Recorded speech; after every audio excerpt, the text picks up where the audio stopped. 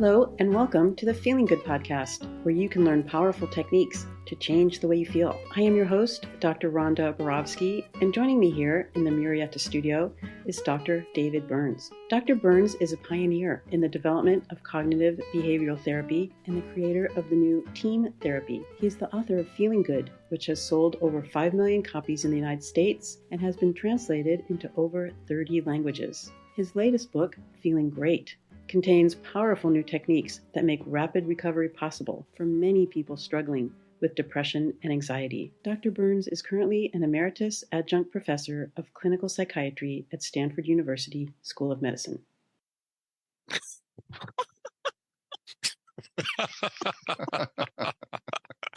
Hello, Rhonda. Hello, David. And hello to our very special guest, Matthew May. Hi, Matt. Hey, Rhonda and David. So great to be back with you. And welcome to all our listeners across the country and around the world. This is the Feeling Good podcast, episode 352. And as usual, when Matt joins us, this is an Ask David episode. Or an Ask Matt, Rhonda, and David episode. Right. Right. Yeah. So I do have a pretty fun endorsement to read. Oh, nice. Thank you. Yeah, it's actually kind of long, but it's regarding the podcast episode that we did on grief with Tyann Trung. Oh, yeah, I saw that one. What a beautiful, beautiful note. Yeah, it's such a serious topic. I think it deserves this attention. And this was Martha who emailed us, and I believe Martha is a team therapist as well as a listener. And she wrote us, I'm writing to thank y'all for the most recent podcast on grief, episode 344. Almost 10 years ago, I lost my father very suddenly and unexpectedly. Experiencing this loss is part of what led me to finding Team CBT. The entire podcast message really spoke to me on so many levels. It's hard for me to even put into words what I felt listening to the podcast. Every minute really touched me and really opened my eyes into how I sometimes think about how I deal with the loss of someone so precious and important to me. I loved the continuing bonds concept. I had never heard of that before, but it totally makes sense when you think about it. Why would you ever want to get over the death of a loved one? I know some of the most comforting times I have felt have been when I have gotten to share memories about my dad and what I miss about him.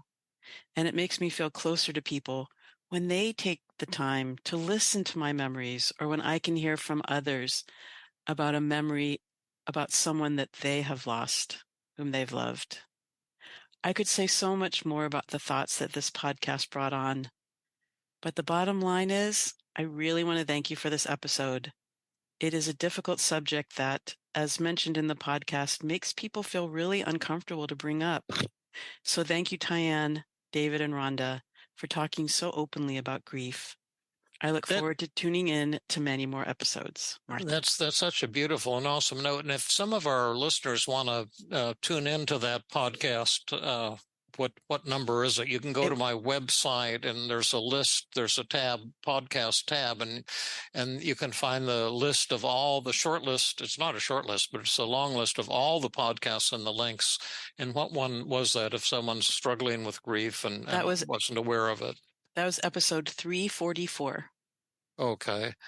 And so you can find that easily. And thanks you again, Tyann, for giving us a wonderful podcast. Yes. Thank you. And David, I remember something that you once said that helped me understand grieving is to compare it to a celebration. Oh, yeah. Of the individual we've lost. Oh, yeah. Sadness as celebration. That's right. And you can only do that if you don't have distorted thoughts about the person you lost. But sometimes people get into extended grief because they're angry at the person, or they're angry at themselves. They're feeling guilty or ashamed, or, there's some unfinished business there. And that's when you can use cognitive therapy or team CBT or things like the grief method mentioned and described and role played in that podcast. And one of the beautiful things was how you and Tyann did just this role play thing, but you both had tears running down your cheeks at the end, and that might be part of the reason that this woman, Martha, was so touched by that beautiful episode, because of your heart, Rhonda, and the spirit that you brought to that podcast. Sometimes it's not the words in the podcast, but the context and the spirit that we bring to whatever we're talking about, the tears, the laughter, the excitement, and that's, I think, what really makes for a meaningful experience for all of us. Right. Yeah. Boy, that sounded so elderly and corny. No, I mean, I didn't have anything to talk about regarding a death in my own family, so I thought about this particular client that I had worked with. Yeah. And it was almost like she channeled through me, and I just really felt what she was experiencing when I was doing that role play. Yeah. Wonderful. And also Tyann is just so warm. It was easy to respond to her. She's quite the person, I would say. We're not allowed to use so many words these days, so we have to express things properly. She's quite the person.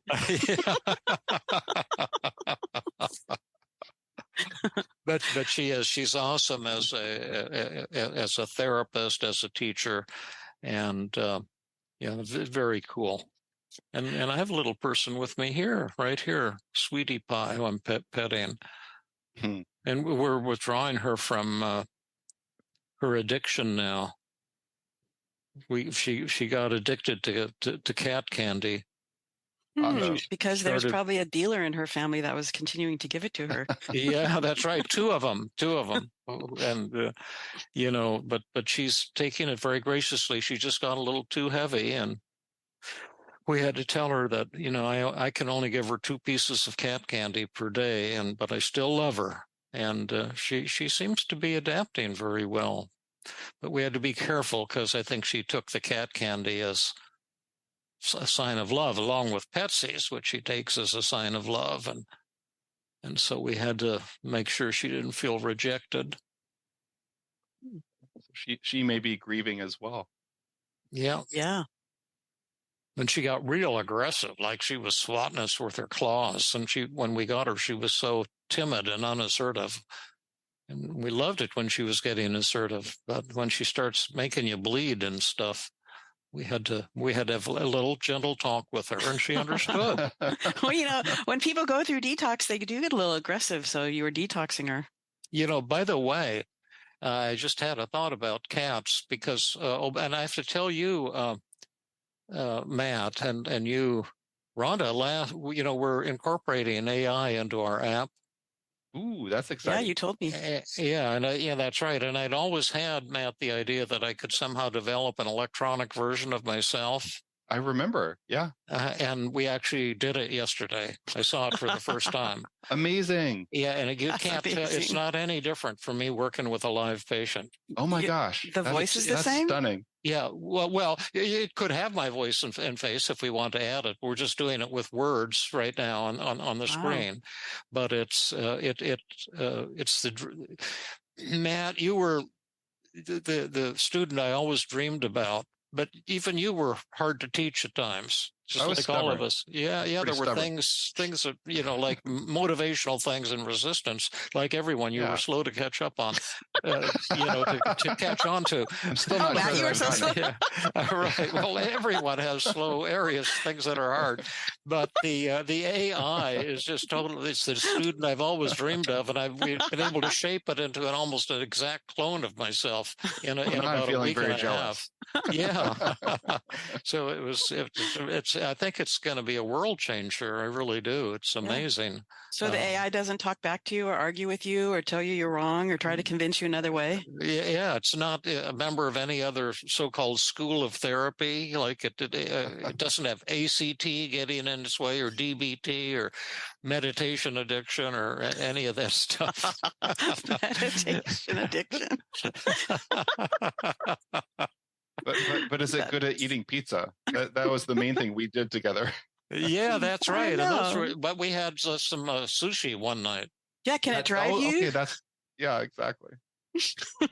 That's super exciting, David. I was imagining that could be a real breakthrough for humankind to be able to interact with a therapist as skilled and gifted as you. Yeah, that's what I'm hoping, and we have to refine it a bit more, and we're going to get it into beta testing really fast, even with a small group, to see if it's. But as somebody sat down with it, was very upset about a family problem, and it guided her to her negative feelings went from 90 to 0 in 20 minutes. Wow! It works even faster than I do. Wow! So we'll see how widespread that is, but it's incredibly exciting because it's the dream I've been dreaming for 50 years. And I'm so glad that you had that dream to revolutionize the art of therapy. And I never thought we'd get close to it. I thought we'd get something, that was strong and pretty terrific, but I didn't think we'd be able to do that. Yeah, it's surprising how fast technology has advanced. Logarithmic growth is hard to comprehend. Yes. Terrifying. Well, let's get back to our work at hand here. Okay, because we could chat forever. So I asked the people in the Wednesday group that I teach if they had any questions for you. And okay. Thank you. Yeah, you came to our group and you answered some of them, and these are the questions that you didn't get a chance to answer in the group. Oh, okay. Yeah, so all of these questions are from team therapists who are participating in the Wednesday group. Oh, fantastic. So this first one is from Casey, and she wrote, "I'm particularly interested in your perspective on the hesitancy within the therapeutic community to treat individuals with co-occurring depression and anxiety alongside marijuana habit or addictions that they do not wish to address. How do you approach and navigate this complex situation? And what are your thoughts on effectively addressing the client's mental health concerns while considering the impact of their substance use on the therapeutic process? With the increasing acceptance and use of medical and recreational marijuana, do you believe it is still morally and or ethically justifiable to turn away clients who use marijuana and express no desire to quit? It appears to be a prevalent practice, and I would appreciate your insights on this matter." Well, we need a tremendous genius and expert to address such a thorny and sensitive question. And therefore, I'm going to turn it over to whoever said, "Great question, Casey," and wrote in some pretty cool things here. And it wasn't me. So was that you, Matt? It was. Well, it was. I thought I had the answer. And I often think that I'm pretty clever. But then I realized I'm actually wrong about everything.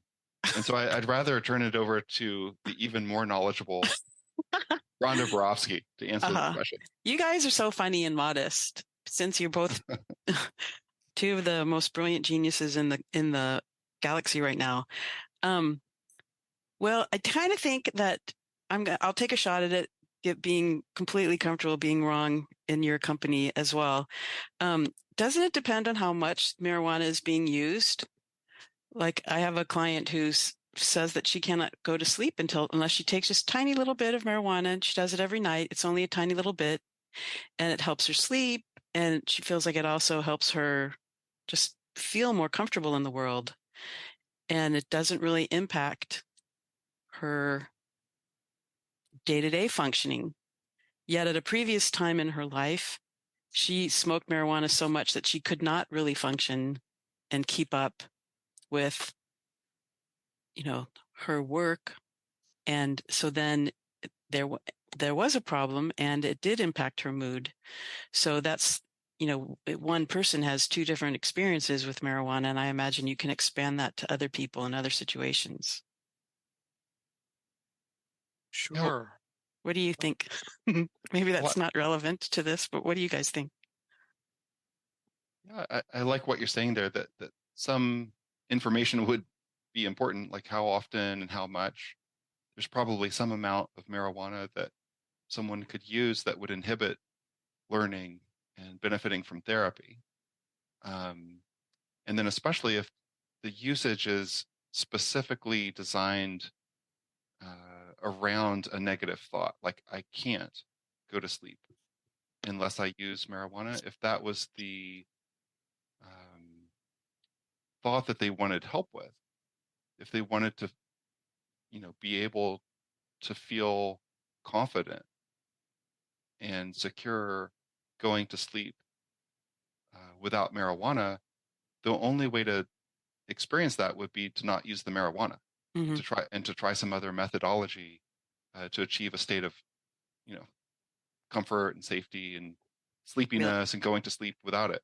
Right. And so at some level, the marijuana can interfere with successful therapy from this point of view of just remembering what you learned in therapy, but also competing with learning new skills that would replace the marijuana. And so if someone is wanting help, then it depends, I could offer help, but what would be something realistically they might need to give up in order to learn new skills and receive that help? And so I like to have that conversation with folks in a realistic way to see if what I have to offer is truly appealing to them, or maybe they've got the problem solved. Maybe marijuana is helping them get to sleep and they're feeling more comfortable. It's not impacting their day to day. And they've changed from a problematic where they were smoking too much and they couldn't function. Maybe they have it dialed in exactly where they want it to be and they don't perceive it to be a problem. In which case, I'm not trying to solve some problem they don't want help with. That would just be condescending. But I also want to be realistic. Can I help someone overcome anxiety if their main go-to is to smoke marijuana when they're anxious or to use any other drug? I don't think I can do that. I don't know how to do that.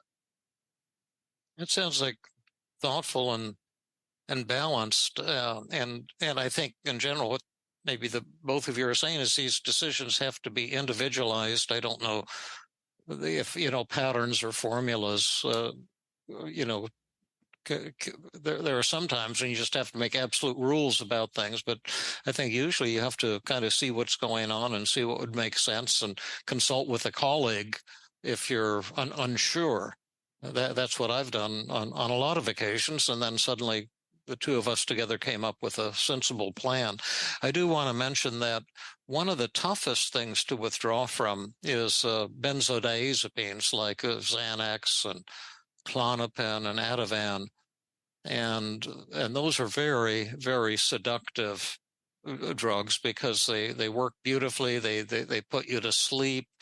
You wake up feeling refreshed with no hangover, and they're very powerful but temporary acting anti-anxiety agents. But it's easy to get addicted to them, and some people have said that withdrawal from benzodiazepines is one of the most difficult addictions to withdraw from, really on par with some of the most heavyweight things you can get addicted to, like opiates and so forth. But I recall a study at Harvard, and I don't have the reference or the exact numbers in front of me, and it was probably 25 years ago, but I remember it vividly. And they decided to try to withdraw benzo addicts, benzodiazepines, by putting them first on Klonopin, which at the time was standard, because Klonopin is long acting.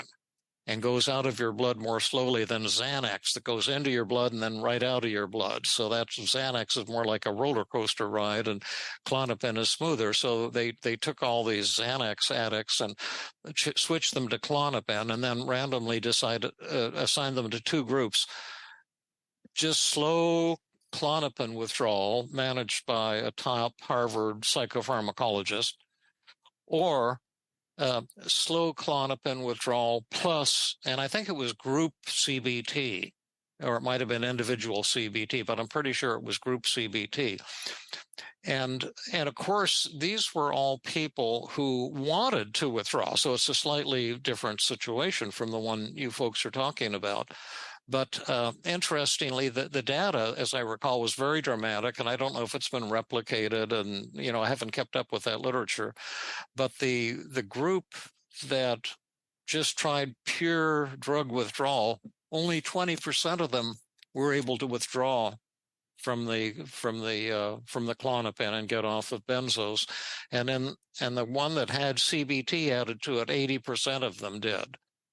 So certainly CBT or team CBT can be done successfully with people on drugs, but again, this was people who were wanting help withdrawing, and I can see the team CBT being very, very helpful to them. I don't know if that adds anything to the discussion, but I think there are times when you said, Matt, that you have to draw a line in the sand, and if somebody is so into drug taking that they can't really do meaningful therapy or remember the therapy, then I don't think it's cruel to tell them, I can't be treating you right now. But I used to have a rule that people couldn't come intoxicated to psychotherapy sessions.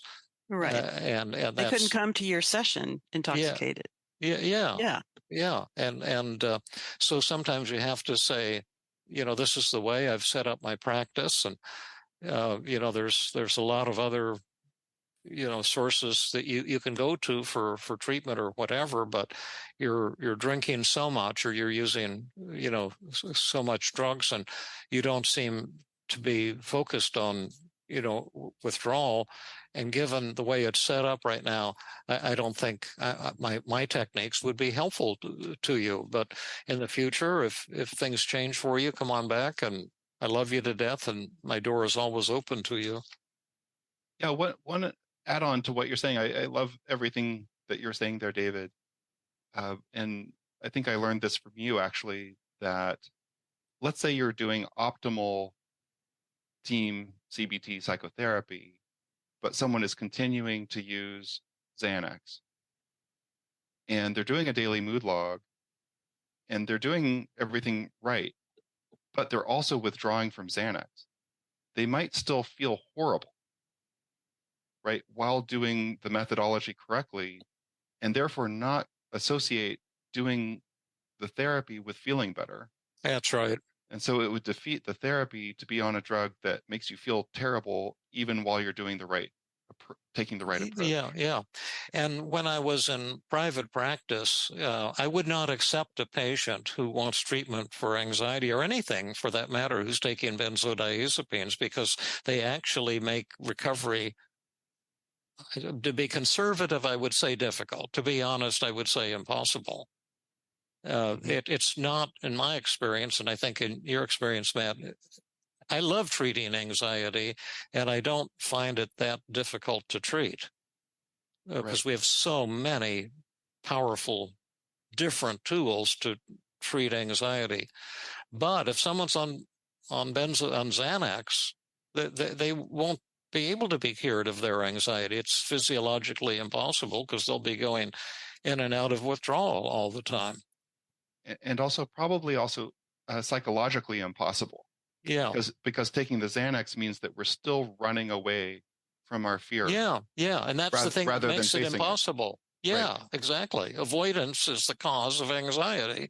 And Xanax and benzodiazepines are a prime, and possibly marijuana too, just a form of avoidance of the very thing that's going to going to cure you. So there's some miscellaneous thoughts. But if we're going to go back, can we go back to marijuana and even alcohol?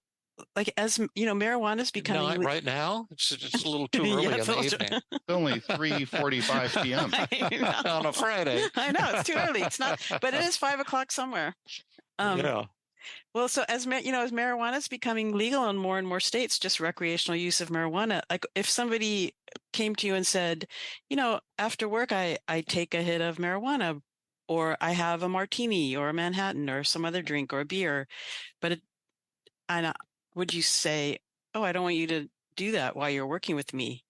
I wouldn't know. I wasn't that much of a Puritan with my patients, but it's a practical decision. If this person is working with you and making great progress and doing their psychotherapy homework, I say God bless them, and I'm not in a position to say you're not allowed to have your martini or your glass of wine or whatever. I'm not trying to set up moral rules for the world. I'm just trying to be helpful to people. And the question is, do we have a helpful, productive, therapeutic relationship? I've mentioned many times on the show a young man I treated once who was in AA, and he was very depressed and upset with his love life. And I treated him, and he recovered fast and totally and looked like a gem, and finished his therapy, and then came back 8 or 9 years later, and he'd gone back to drinking like 1.5 quarts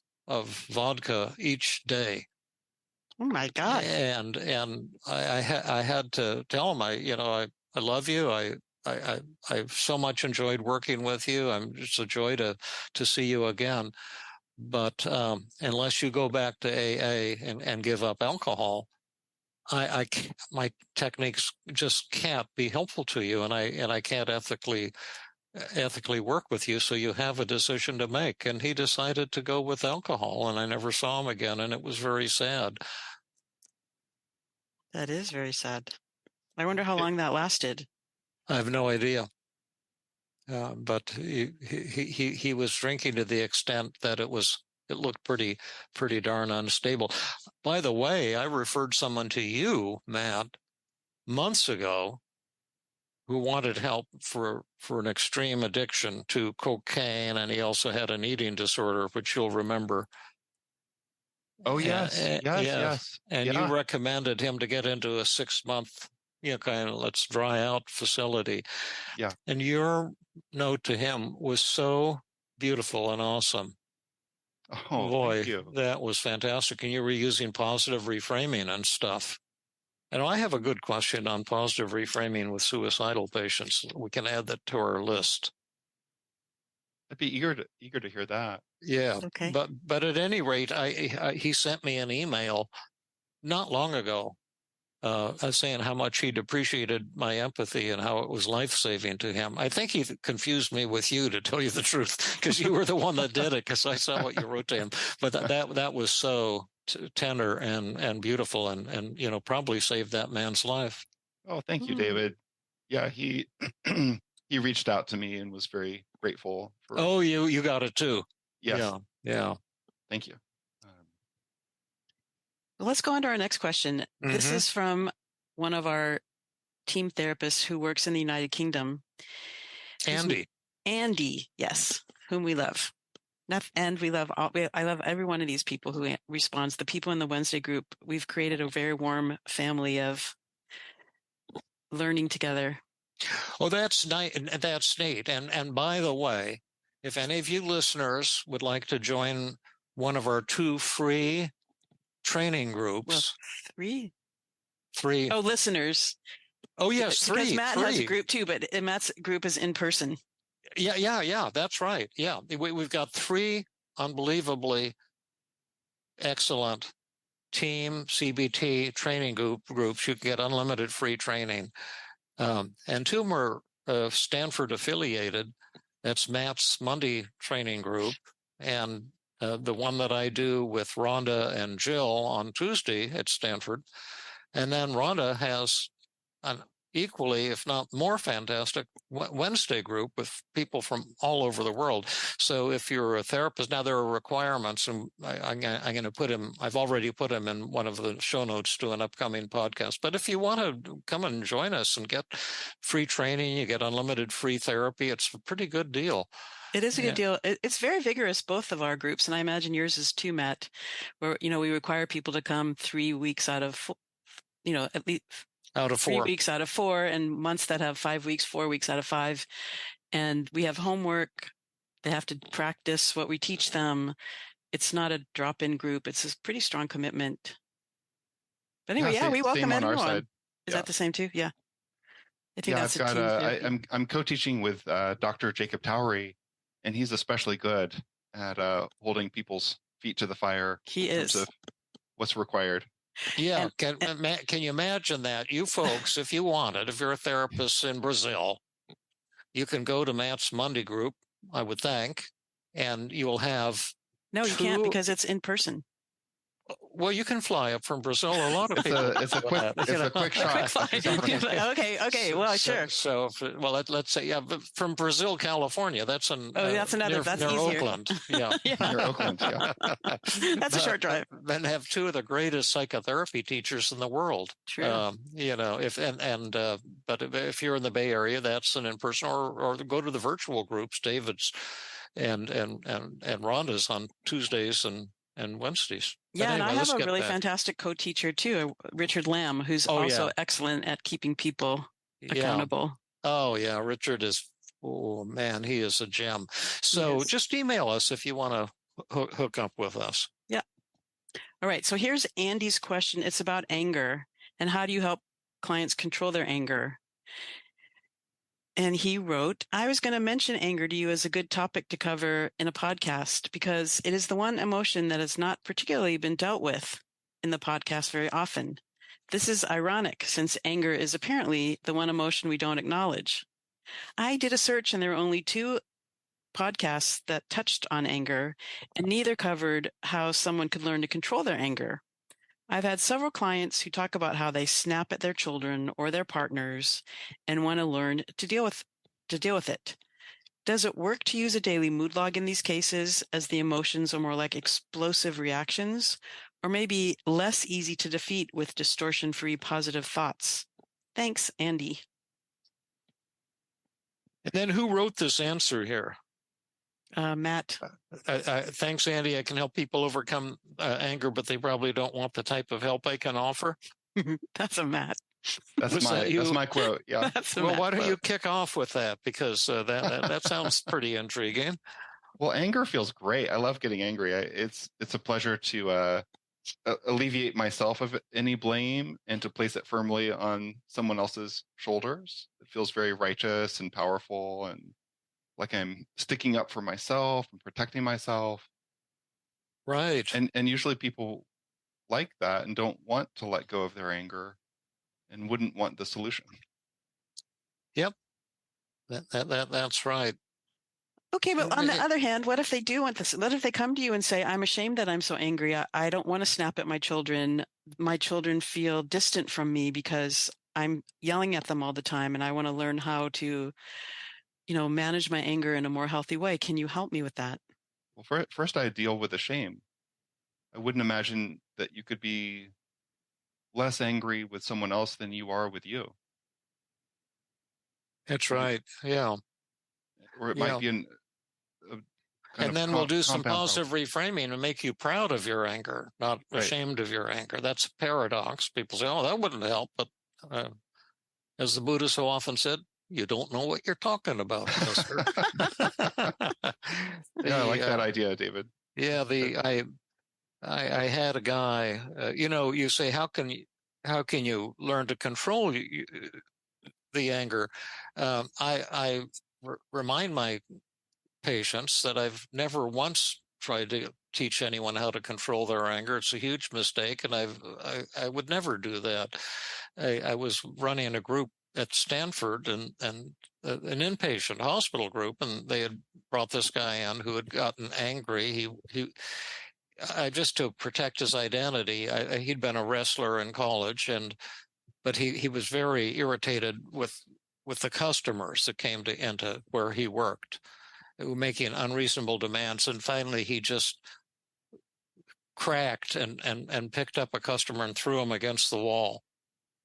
And they called the police and brought him in restraints, and they brought him for involuntary hospitalization. He was probably on the manic side and angry mania. And then they admitted him to the inpatient unit, and then they sent him to my 1 to 2:30 cognitive therapy group. And he came in and angrily announced that he'd been referred to the group for my effing, anger management group.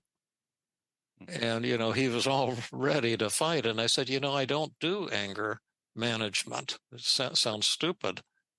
But let's look at your anger and tell me what happened. He described it. And I said, well, before you do anything, the very first thing, and this is for all you listeners, with anger, you have to do a cost-benefit analysis or a paradoxical cost-benefit analysis. And I said, let's list all the really great reasons that you got angry and what it shows about you that's positive and awesome.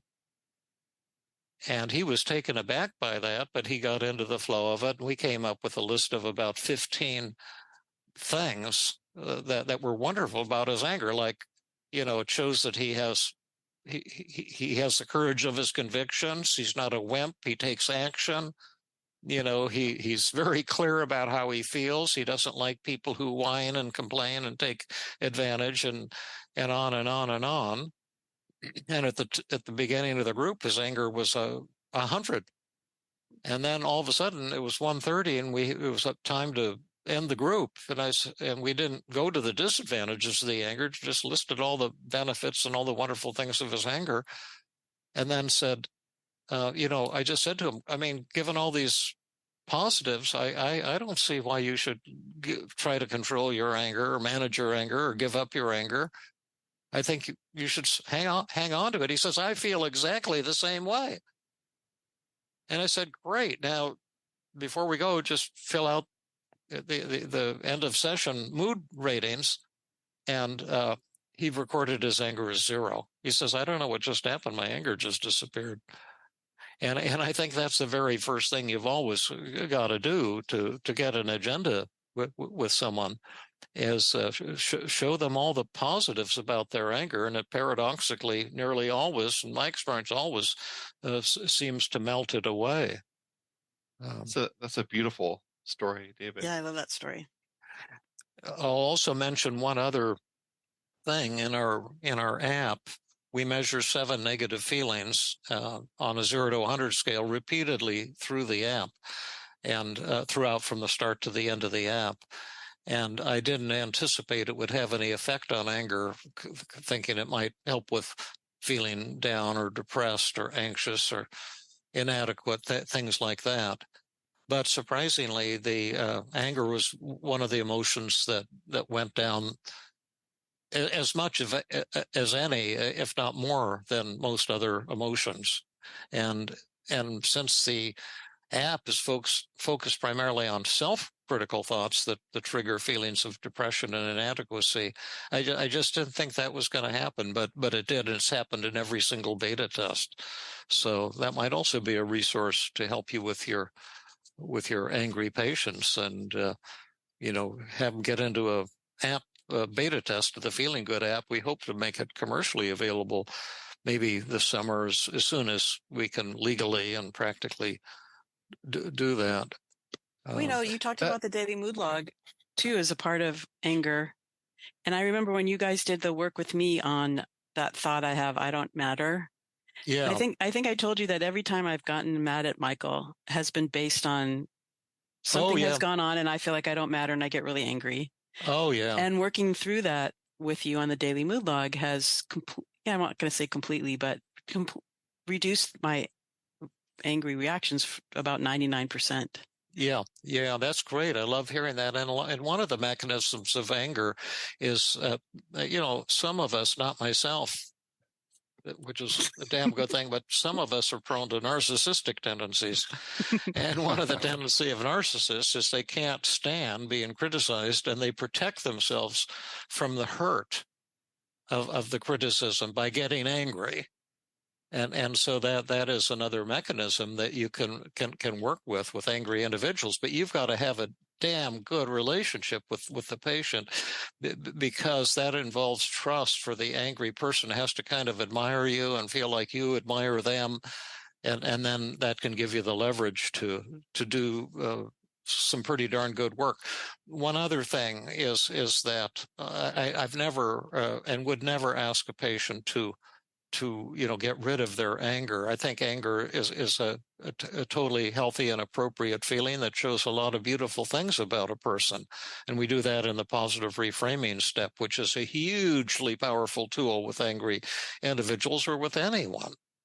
But one thing that one of my colleagues in Philadelphia taught me, when we used to jog on weekends and talk about cases, he worked with me in my clinic, Tony Bates, and he brought up the idea that I had never heard of, and I feel now like such a fool for never having heard of it, but the difference between healthy anger, where you're sharing your anger with someone in a spirit of respect, and unhealthy anger, where you're being aggressive and acting out your anger, and your goal is to try to hurt the other person. So I think the distinction between healthy and unhealthy anger is really a good one. And I think if you're telling someone you're feeling angry, but you do it in a loving way, a respectful way, I think it can have a much greater impact than if you do it in a hostile way. Because if you do it in a hostile way, people just put up a wall and fight back or defend themselves. But if you're showing a loving relationship with someone, then anger can often be the road to intimacy, to talk about how angry and hurt the other person feels. And my wife and I used to be pretty turbulent, and as we've become elderly and demented, at least me, not her, but we've mellowed out a lot. But just recently, I got kind of angry and told her I was feeling very hurt about some trivial thing had to do with emptying the trash, and I was trying to help her out, and she started crabbing at me, and it just hurt my feelings, and I expressed it in a pretty sharp way, but in a loving way. And I was glad that I did, and she responded, very, very lovingly. But I was being vulnerable in the way I expressed it. Rather, I wasn't being abusive, but I made it clear to her that I was really hurting and feeling hurt and put down and kind of angry. And that paradoxically had a powerful effect on her, which was beautiful. And I love her so much. I'm so grateful at the gentleness that she suddenly created. I don't know if that's of any value, but I love what you're saying. Me too. There, David. It makes a lot of sense to me, the differentiation between a healthy, respectful, admiring expression of our feelings of hurt and anger and disappointment versus trying to force the other person to change by punishing them. Yeah. And it's punishment, hurting people, that we don't want to give up. And that people don't want to look at that. But human beings really enjoy punishing and hurting other people. And all the listeners say, oh, not me, that's someone else. But no, sweetheart, I'm talking about you. Yeah, it feels powerful and righteous. Yeah. Just. Right. Good. Right. Sometimes the metaphor I've used here would be something like the change in opinion that foresters have had when it comes to wildfires. That they used to think wildfires are universally damaging and terrible for the forest, and we have to prevent them at all costs. We can't allow the forest to burn. And more recently, they've discovered that fires are a natural part of the process of growth of the forest, and that the forest actually depends on wildfires to germinate certain types of seeds and to fertilize the soil and create space for new growth. And I think that's true in relationships as well. Oh yeah. That's good. That's so interesting what you just said. I love that. I don't know what you said, but I just know it was good. Really interesting. Super fascinating. It was cool. That was cool. I loved it. Well, also tying in what you're saying, David, you identified something called the interpersonal downward arrow that Yeah. described how everyone has certain expectations or rules that they apply to their relationships. Like people should treat me well if I'm nice. Oh, yeah. Right. Might be a rule or something, and Yeah. then if someone violates that rule, we get pissed off because we're like, wait, this was a good rule. You're breaking all the rules. Don't you understand it? And so talking about the feelings that we're having and how it's upsetting to us is a way of navigating or negotiating towards a better relationship. Yeah. So anger can be a way of fighting for a better, healthier relationship. Yeah, absolutely. And the final word is that when you're working with someone who's angry, motivation and therapeutic relationship are the king. And first, you've got to be able to empathize with them and get an A or an A+ during the empathy phase of your session, which might be 20 or 25 minutes. And if you can't get an A, then there's no point in going on with assessment of resistance or methods. The warmth and empathy, getting an A won't cure the person of their anger, but it permits you to do the powerful things. And then secondly, you've got to see if they can talk you into working with them. It's not your job to persuade them to control their anger. That's, as the Buddha so often said, stupid. And it's their job to persuade you to work with them. And you want to do this in a gentle and loving way and make them aware of all the conscious and subconscious benefits of their anger and what it shows about them that's positive and awesome. Do a triple paradox, a 3-column technique. Column A, what are all the benefits of your anger? Column 2, what are all the disadvantages of change? Column 3, what does your anger and these outbursts show about you that's positive and awesome? And then all of a sudden you're arguing for them to continue to be angry. You're arguing on a conscious and subconscious level. And now it's their job to tell you, given all of that, why would you want to change? Now, I love you. I like working with you. I've got mind-blowingly powerful tools, but look at all the good reasons for you to be angry. Maybe the question isn't why are you so angry, but why is the rest of the world so damn complacent? There's a lot to be angry about. And again, I'm hoping to work with you, but you've got to persuade me to work with you. Now, if you want to persuade me, I'll be an easy target for you. But I've got to hear it from you that this is something that you want, and I'd have to hear why. Love what you just said, David. It was beautiful. Me too. It's like a slam dunk. Yep. Oh, thank you. Okay. One thing I might ask, but what if I got really angry with my anger? Couldn't I control it that way? Yes. In fact, that's been known since the medieval times. If you get a whip and you can whip your back, that helps me with my anger. I do it once an hour for 30 seconds. So I'm the problem is that I'm insufficiently angry at how angry I got. Yeah, but people get angry at themselves as well as other people, and that self-directed anger, that's a whole important dialogue for another day also. Very good. All right, so we only have time for 2 more questions. I think both of these might be quicker than the last 2 questions. This is from a really beautiful psychiatrist who comes to our Wednesday group all the way from Korea. And the Lucy and the Tuesday group she comes to also. Oh, Lucy's in the Tuesday group too? Yeah, and she commutes also from Seoul, South Korea to our Tuesday group. So she's like a hell of a lot of traveling back and forth on Tuesdays and Wednesdays. Frequent flyer miles. Yeah. Well, she is a really neat person, Lucy is. And I'll shut up. She's very dedicated. Yeah. Yeah, she has a big role in our Wednesday group. We what love type her. of role is it? The Cinnabon? Yeah. Well, here she wants to know, do you have tips for how to use team therapy skills for very short sessions? I am not yet running my private practice.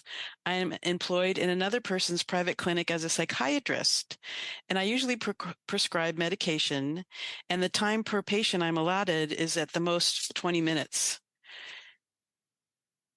What do you suggest for me? I'll let Matt take first shot at it, and then I have a couple thoughts. Yeah, I'll dive in there. I think that's a pretty challenging position to be in, trying to do psychotherapy in 20 minutes. I like about 10 times that number of minutes, because I've noticed that a type of momentum occurs where you get past the kind of catching up on how your week was, and let me try to figure out what you're feeling. Let me check in with you on how am I doing at listening, and until we get to a specific agenda and what might be the resistance to having some improvement occur in your life. What would be some reasons not to try real hard or do certain methods that could be successful? Like, that takes time, and it's really hard to do that in 20 minutes. So if I were to meet with people in such a short period of time, I'd probably want to make them aware that it'll be a longer period of time before they recover, most likely, unless they're willing to do a tremendous amount of work outside of the session, in terms of educating themselves, practicing different methods, reading David's books like Feeling Good and Feeling Great. Could you say that one more time? Yeah. On Amazon.com, you can buy. No, but for real, these are tremendously effective self-help books. And if you're willing to commit the time and energy and effort to practicing the methods that are in them, not just read them, not just listen to them, but actually do what's being described in these books, there's a great chance that you'll be feeling better real soon. That is cool. I never thought of that angle, but you're so right. No, honest to God, I didn't. Okay. But one other thing that I would say to Lucy, who I also admire tremendously, is that 20 minutes. Sonny Choi only had 35 minutes to work with patients in the clinic he was in, and he actually got most of his patients better in three or four sessions, just like you do, Matt. And but he worked really fast, diving right into the issue. And I think you could learn to work super fast with the team model if you had like 35 minutes. But if you don't, all your suggestions are great, Matt. But another thing you can do is I've come to love working with people in groups. And I think groups are way more effective than individual therapy, way more cost effective. But it's really neat because when you see someone recovering in a group, other people pick up on it and their resistance disappears and then they recover. And so I think if I had that 20 minutes, if you have to prescribe drugs and then you can empathize, you can do those two things in 20 minutes and not much more. But you could tell the patient, if you'd really like to recover, my support of you and these medications probably aren't going to do everything you want them to do, but we've got this amazing training group, and you could use my system, 10 Days to Self-Esteem, which has been translated into South Korean. And that's the book that we used at my hospital in Philadelphia, and we treated everyone in groups, and so a 2-hour group can be as good as a 2-hour session for many of the people in it, but you have to be. There's a manual I wrote for the group leaders. It's called 10 Days to Self-Esteem, the Leader's Manual, and then there's a manual for the patients in the group, also called 10 Days to Self-Esteem, and those books exist. At least the user's manual exists in Korean, and that would be a wonderful way to offer these people something meaningful if they really have a desire to get better. And your 20-minute visits could be just kind of a way to refer people into these groups. That's what I was thinking. I like that idea a lot, David. Another thing that I found helpful for very people who can only meet very briefly is to ask ahead of time during agenda setting whether it would be okay to set aside all the things that happen in the week and to set aside many other upsetting moments and situations that may be bothering them to focus on just only one upsetting moment in time every single session. Yep. And that virtually no time would be dedicated to catching up or talking about the week or what things are most bothersome right now. It would only be to focus on the process, learning the process, and using one moment in time to focus in on that. Mm-hmm. And then I'd want to know, is this a medical clinic or a psychiatric clinic too?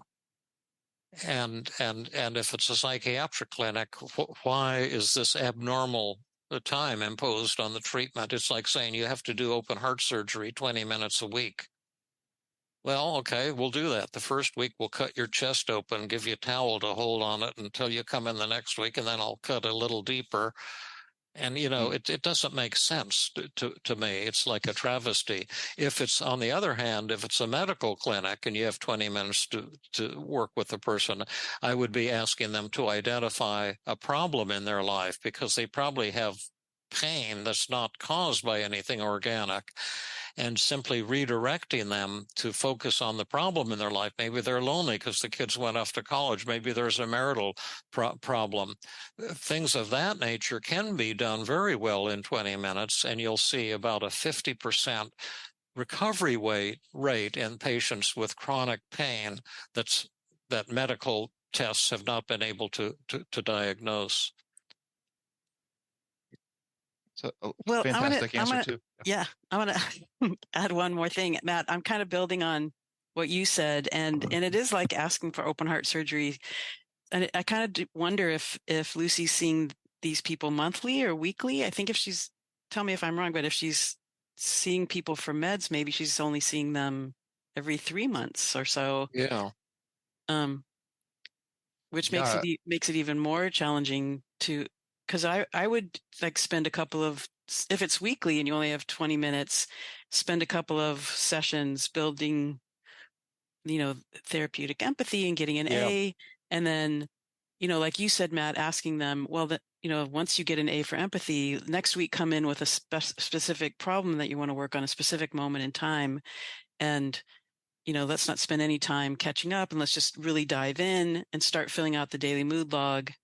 And then, then the next week, do some positive reframing, and then the next week might do a method. Yeah. So you do have to do the open heart surgery, like cut your heart open. Here's here's your blood, here's the towel. But step by, what else could you do? Yeah. It seems like there are kind of like two problems being solved here. Like one is how do you do psychotherapy in very limited time? Mm-hmm. And the other is like, how do you increase the amount of time that you have to do psychotherapy? Mm-hmm. Yeah. Right. Well, until Lucy has her own private practice, I wonder if she doesn't have the option to increase the time because she's an employee. Hopefully, and maybe it's time to increase your start your private practice, Lucy, so you can do it right. Yeah. One last thing before we close off, I just occurred to me, I keep forgetting to promote my workshops, and the Shyness workshop is going to be July 14th, I believe. Oh, wow. And can you find the link on my website so we can tell the users? It's going to be like a 8.5 hour CE credits. I'm going to do a live demonstration. It was postponed because I got COVID when it was first scheduled. Oh, that's on PESI. Can you give a link or something? Yeah. Well, while I look for it, let's answer just one more question. Okay. That's a pretty fun question, I think. Okay. And that is from another beloved person in the team community. That question. Yeah. Go for it. And Todd wanted to know, David, if you never went into the medical or mental health field, what career path do you think you would have chosen? He had a few guesses, like maybe you'd be a magician, or maybe you'd go into the theater, or maybe you'd be a politician. Although, no offense, I couldn't see you as a politician because, anyway, or maybe what other things does he see? A lawyer. a scientist, a writer, an entrepreneur. Because what couldn't you create or sell? But what he also said was, whatever path you would have chosen, you, I'm sure, would have been a leader in that path, in that field for sure. But he's really grateful that you chose the field of psychotherapy. Well, I'm happy I got into this field as well. I was a philosophy major in college and was thinking of going to graduate school in philosophy and get a PhD. But then I decided to do something practical. And if I hadn't gone into medicine, I would have probably done a PhD in clinical psychology. And that probably would have been better for me because I wasn't a pre-med student. I didn't have any aptitude for medical school at all. But I've just always loved working with people. I've enjoyed being a writer. And I'm being a little bit of an entrepreneur now since we have a startup and we're closing down on our first round of funding. I've been working on this Feeling Good app for 3.5 years now. And so I'm getting actually a feel for business. I might have been a rare coin and banknote dealer because I used to love collecting coins when I was little, and I would buy and sell to dealers. And, I was almost fascinated by that. I kept that up kind of as a hobby, part-time thing throughout my life. And, but it's kind of exciting because most rare coin dealers are thieves at heart. So you have to be real careful dealing with them. But I always just kind of loved the excitement of it. And, anyway, thanks for that neat question. What would you have been, Matt, if you hadn't been a psychiatrist? Well, I probably just would have wandered around in circles. I don't know, but I really loved your answer there, David. I thought maybe a professional numismatist. Yeah, coin collector. Yeah. And paper money is even prettier. I got into rare paper money, and that was a lot of fun. Like the old paper money from France. It's so beautiful; it would knock your eyes out.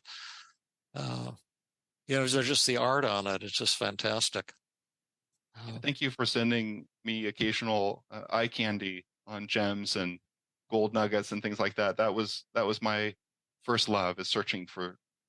Gold. Yeah, you're still go out searching for gold, right? Yeah, just 2 weekends ago. Maybe you'd be a gold miner. I might be. Yeah, I took my kids up to the Merced River just a few weekends ago, and they found some gold, and we're pretty excited about it. Got Charlie interested. Fantastic. Do you think that's a genetic thing, the gold bug? Yeah, I like to blame it on my genetics. Yep.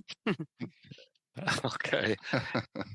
All right. Well, thank you, everybody. Oh, we have did we get that? I can't find it on your on the feelinggood.com. Is it under training? Well, it's on every page in the right-hand column. There's a right-hand column with announcements and stuff. On every page. Oh, yes. And did you recently also have a group for treating addiction, habits and addiction? Yeah, that one's done. Okay, yeah. Yeah, and... Okay, so this was, I'm sorry, it's not by PESI. It's through J&K Seminars. So it's Friday, July 14th. It's from 9 a.m. to 8:30 p.m. That's Eastern time. Yeah, right. And it's 8.5 CEU credits, and it's on social anxiety. And in order to sign up for it, they would go to jkseminars.com and then put in your name, or Smashing Social Anxiety. So jkseminars.com, if you'd like to go to this hopefully fantastic social anxiety seminar, is my favorite topic. It'll be a full-day seminar, including a live demo.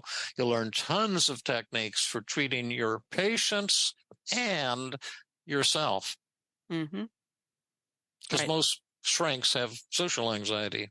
Terrible. I've got terrible social anxiety, but you helped me recover completely, David. Thank you so much. Cool. That's awesome. Okay. Well, thank you so much, Matt. Again, it's a pleasure seeing you and carrying on this dialogue with you. You have so much brilliance to add to everything. Yes, you do. And compassion as well. Mm-hmm. Thank you. The pleasure was all mine. Great to see you both. Great to see you too. Bye, everyone. Bye. Bye-bye. This has been another episode of the Feeling Good podcast.